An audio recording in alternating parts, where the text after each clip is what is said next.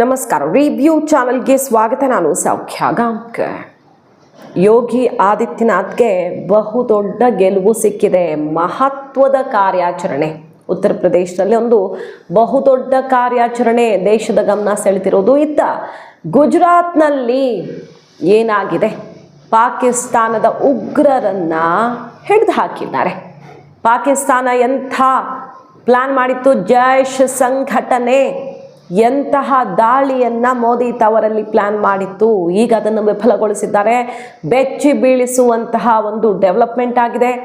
ಈ ಎರಡೂ ಮಹತ್ವದ ಡೀಟೇಲ್ಸ್ ಇಡ್ತಾ ಹೋಗ್ತೀವಿ. ಮಿಸ್ ಮಾಡಿದೆ ನಮ್ಮ ಚಾನಲ್ನ ಸಬ್ಸ್ಕ್ರೈಬ್ ಮಾಡಿ, ನಿಮ್ಮ ಅಭಿಪ್ರಾಯ ಕಮೆಂಟ್ ಮಾಡಿ ತಿಳಿಸಿ. ಎಸ್ ವೀಕ್ಷಕರೇ, ಮೊದಲನೇದಾಗಿ ಗುಜರಾತ್ನಲ್ಲಿ ಹಲವಾರು ದಾಳಿಗಳನ್ನು ಏಕಕಾಲಕ್ಕೆ ನಡೆಸೋದಕ್ಕೆ ಬಹುದೊಡ್ಡ ಪ್ಲಾನ್ ಒಂದು ಆಗಿತ್ತು.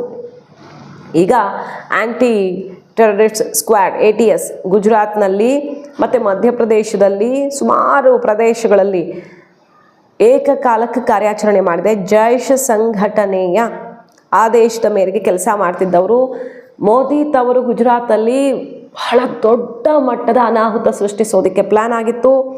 ಅಹಮದ್ ಅಬ್ದುಲ್ ಗಾಜಿವಾಲ್ ಸೇರಿದಂತೆ ಆತ ಲೀಡ್ ಮಾಡ್ತಿದ್ದ ಮೊಹಮ್ಮದ್ ಆಮೀನ್ ಶೆಹ್ರಾ, ಮೊಹಮ್ಮದ್ ಅಬ್ದುಲ್ ರೆಹಮಾನ್ ಸೌದಿ, ಬಿಲಾಲ್ ದುರಾನಿ, ಮೊಹಮ್ಮದ್ ಅಮರ್ ಗಾಘಾ ಸಿಕ್ಕಾಪಟ್ಟೆ ಜನರ ಪ್ರಾಣವನ್ನು ತೆಗೆಯುವಂಥ ಸ್ಕೆಚ್ ಹಾಕ್ಕೊಂಡು ಬಂದವರು ಎಲ್ಲ ATS ಬಲೆಗೆ ಬಿದ್ದಿದ್ದಾರೆ. 8 ಜನ ಜೈಷ್ ಎ ಮೊಹಮ್ಮದ್ ಟೆರರಿಸ್ಟ್ಗಳು.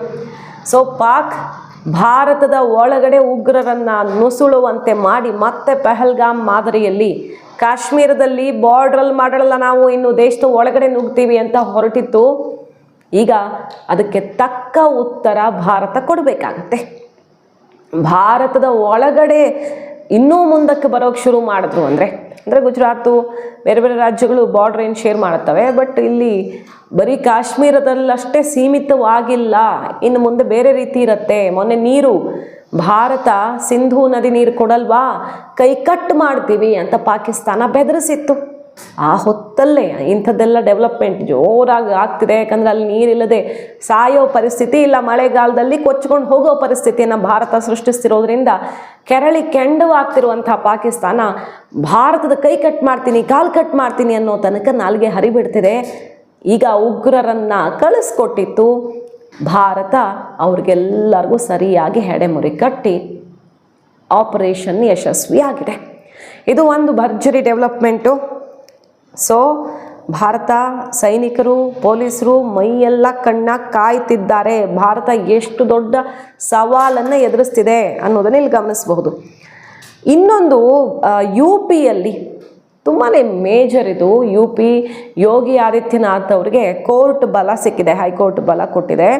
ಯಾಕಂದರೆ ಅಲ್ಲಿ ATS ಮತ್ತು SIT ಸೇರಿಕೊಂಡು 4,000 ರಾಜ್ಯವ್ಯಾಪಿ ಇರುವ 4,000 ಮದ್ರಸಾಗಳನ್ನು ಇನ್ವೆಸ್ಟಿಗೇಟ್ ಮಾಡ್ತಾಯಿದ್ರು. ಇನ್ವೆಸ್ಟಿಗೇಷನ್ಗೆ ಸರ್ಕಾರ, ಯೋಗಿ ಸರ್ಕಾರ ಆದೇಶ ಕೊಟ್ಟಿತ್ತು. ಬಟ್ ಅದ್ರ ವಿರುದ್ಧ ಕೋರ್ಟ್ಗೆ ಹೋಗಿದ್ರು. ಆದರೆ ಹೈಕೋರ್ಟ್ ಇದರಲ್ಲಿ ನಾನು ಮಧ್ಯಪ್ರವೇಶ ಮಾಡಲ್ಲ, ತಪ್ಪೇನಿದೆ, ಇನ್ವೆಸ್ಟಿಗೇಷನ್ ಅಂದರೆ ಯಾವುದೇ ಕ್ರಮ ಅಲ್ಲ, ಇದು ಇನ್ವೆಸ್ಟಿಗೇಷನ್ ಅಷ್ಟೇ, ಏನಿದೆ ಏನಿಲ್ಲ ಅನ್ನೋದು ಇನ್ವೆಸ್ಟಿಗೇಟ್ ಆಗಲಿ. ಕೆಲವು ಅನುಮಾನಾಸ್ಪದವಾದ ಘಟನೆಗಳು ನಡೆದಿವೆ.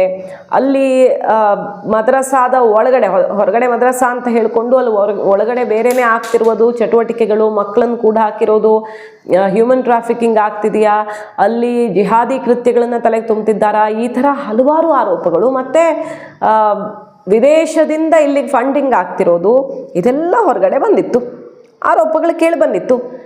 ತಪ್ಪೇನೀಗ ಇನ್ವೆಸ್ಟಿಗೇಷನ್ ಮಾಡಲಿ, ಒಂದಿಷ್ಟು ಪೂರಕವಾದ ಅಂಶಗಳು ಸಿಕ್ಕಿರೋದ್ರಿಂದಾನೇ ಇನ್ವೆಸ್ಟಿಗೇಷನ್ಗೆ ಇಳಿದಿದ್ದಾರೆ.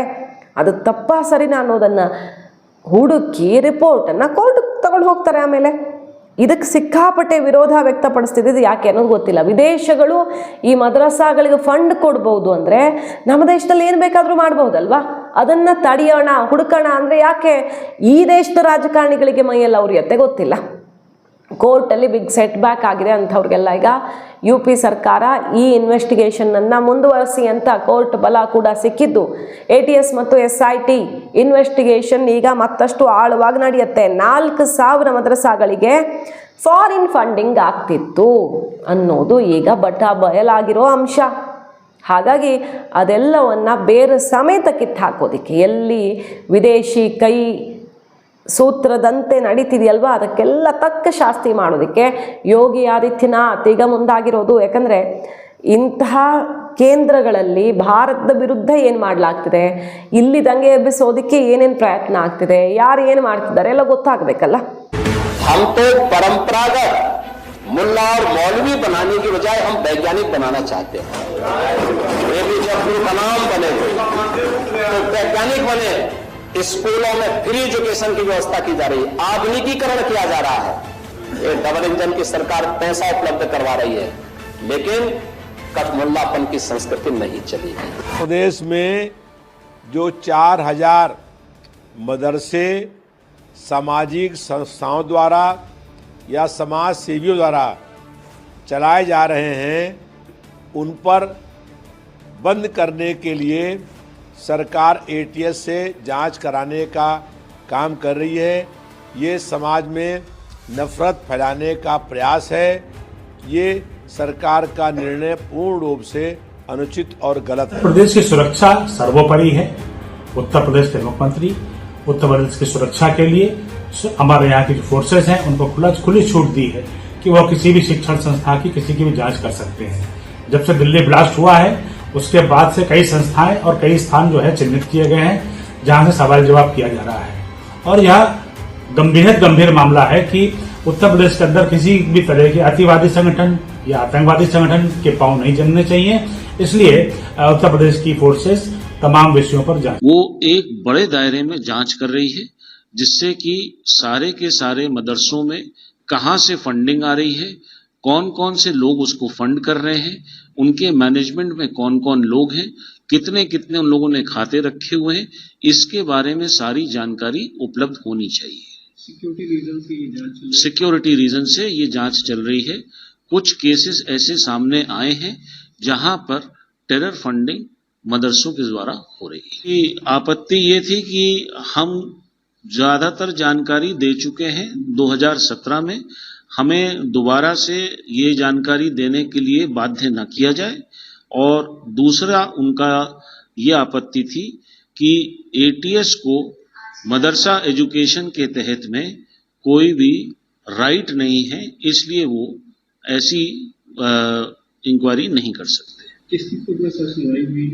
ये माननीय नीरज तिवारी जी एंड माननीय विवेक सरन जी की कोर्ट में था। ಗೊತ್ತಾದರೆ ಆಕ್ಷನ್ ತಗೊಳ್ಬಹುದು.